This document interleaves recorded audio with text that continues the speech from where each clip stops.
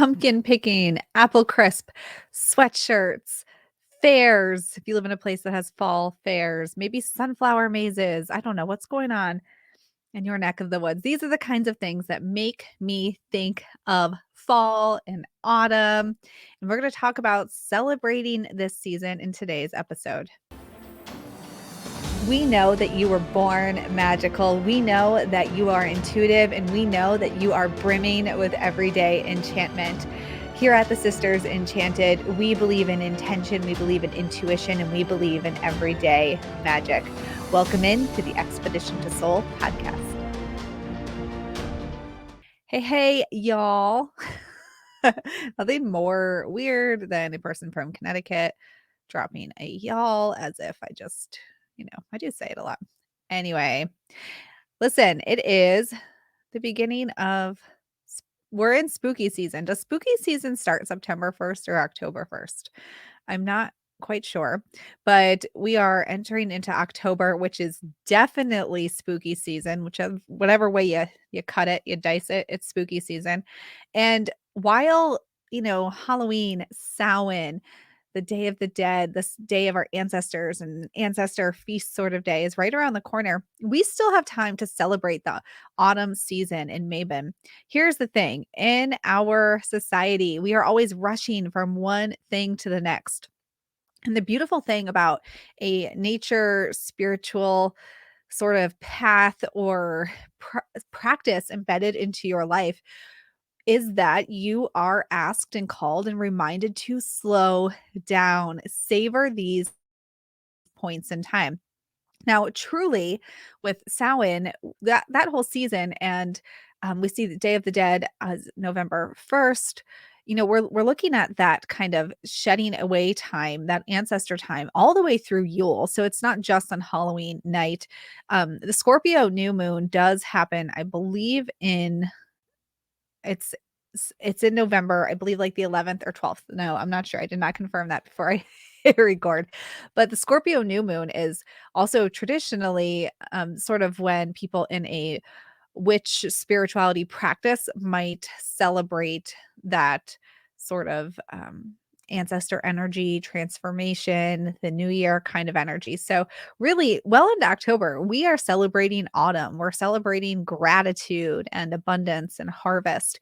So, even though Mabon, the witch's Thanksgiving, the first day of fall, the equinox, that has passed by, I wanted to give you some ideas to continue celebrating this season because it's not over. And I think that learning to slow down, remembering to really savor the seasons and the phases that we're in helps us to do that in our daily lives as well. So I've got a whole bunch of ideas for you. And I have a list from our Fall Stay Magic magazine. It's our free digital magazine. If you haven't yet grabbed your issue, you'll be able to find the link and all the places where you might find that, our social media, wherever this podcast is. It's totally free. It's digital. You'll get it right away. So you want to check into that. There's articles and tarot spread and journal prompts and all sorts of goodness in there. But yeah, this is from there. So you can go ahead and get yourself a copy if you want to, see it, print it out, take a screenshot, grab a copy of that. Mabon, as I said, is the witch's Thanksgiving. It is the second of the harvest festivals. So it's already passed as of the time of this, this will release, but it's a season and we're celebrating that harvest. We're celebrating gratitude, for more than just a day for this season until our next Sabbath rolls around, which is, which is Samhain or Halloween. And yeah, harvesting, gratitude, all that good stuff. The cornucopia of life. That's what we're celebrating right now in this time of year. So let's just get into it. Let's talk about some celebration ideas for fall, this season that we're in. If you've never heard of Mabon before, and I'm just like, hitting you with a curveball, there's still time. There's still time. Always time for you. Remember that this is also the season where we are cultivating future vision, and gratitude helps us to do that, to remember sort of what's come, to get our minds thinking of what could be, what do we want more of, what's possible for us. All right, so some celebration ideas for you.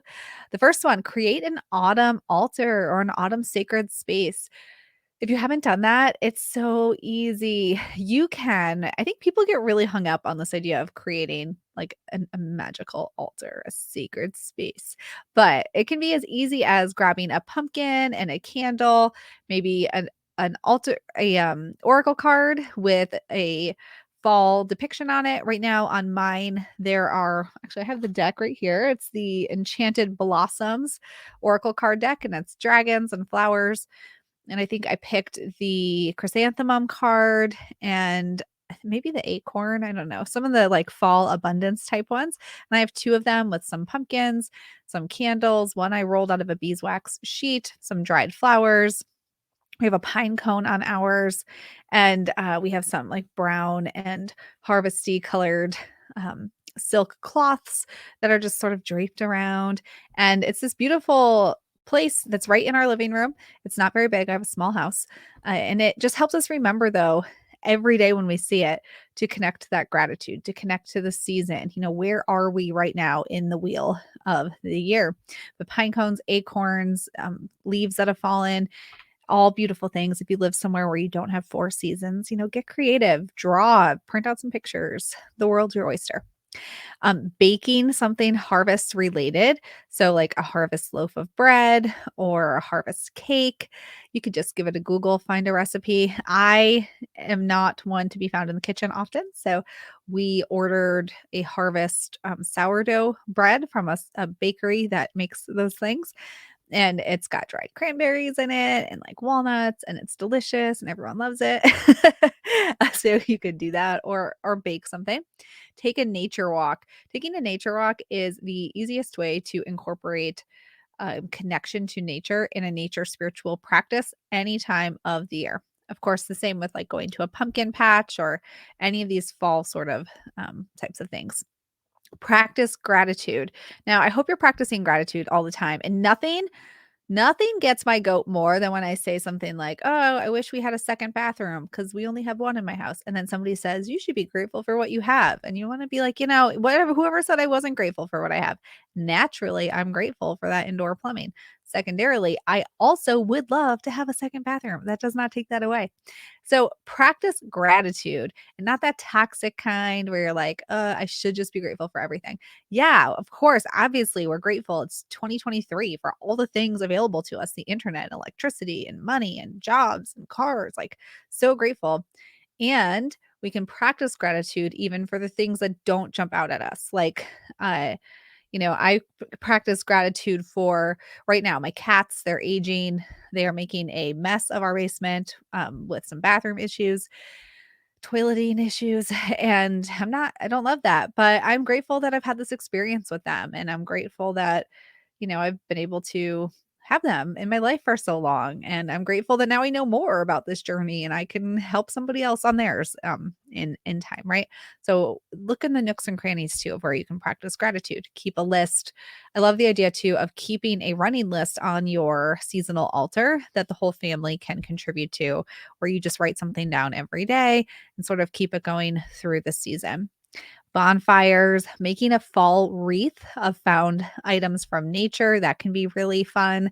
And then add a little bit of sacred touch to your front door, especially if you like write some magical symbols or words like peace, abundance, joy on the leaves, and then make it into a wreath, because your front door, it's what you're welcoming into your home. So that's a beautiful way to make some everyday magic and incorporate that into the home space that you're already using every day. If you're a person who meditating or visualizing on balance and light and dark, and the balance between doing and resting and relaxing, it's a beautiful practice for this time of year. Making apple cider or a fun seasonal tea or punch. Planting for the spring. So, one of the things that we do during this part of the year, fall, which encompasses Mabon and Samhain in the wheel of the year, is sort of set the scene for what's to come. So we call this ideation. It's the ideate phase in the framework that we teach in our program. It's the proven framework to help you go from just totally chaotic to calm and center, knowing how you want to feel at any moment in time. In our framework, ideate is part of the fall season. And so planting bulbs that will grow in spring is part of that. We're ideating, we're visioning what's to come. So, what do you need to plant now? And planting bulbs for the spring is a beautiful physical act that aligns with that energy. Of course, doing things that feel like fall. So, cozying up by reading a fall themed book. I nod to Discovery of Witches. If you've never read that, it's a amazing fiction novel to read this time of year. But really just like creating the feeling. So much of our ability to achieve goals hinders on our feelings at any moment. And we can really cultivate feeling by just what we do, what we surround ourselves with, how we act, how we dress, what we consume, right?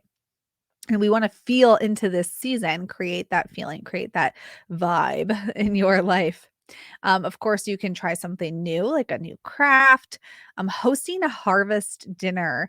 If you did not do that for Mabon, like do it anytime during the fall season. In America, obviously, there's the American Thanksgiving, there's Canadian Thanksgiving, but truly, like seasonally, the witches' Thanksgiving with autumn, hosting something like that in September or October is far more in alignment with the seasons and what would be true sort of to what would be available if you were looking to have a nod to your ancestors in this connection. So hosting a harvest dinner, of course, doing any of the like fall hay rides, corn mazes, sunflower mazes, those kinds of things. Beautiful ways to just cultivate community. Again, gratitude for everybody you have in your life. When you're laughing, creating joy and memories, you are casting more of that into your future vision as well.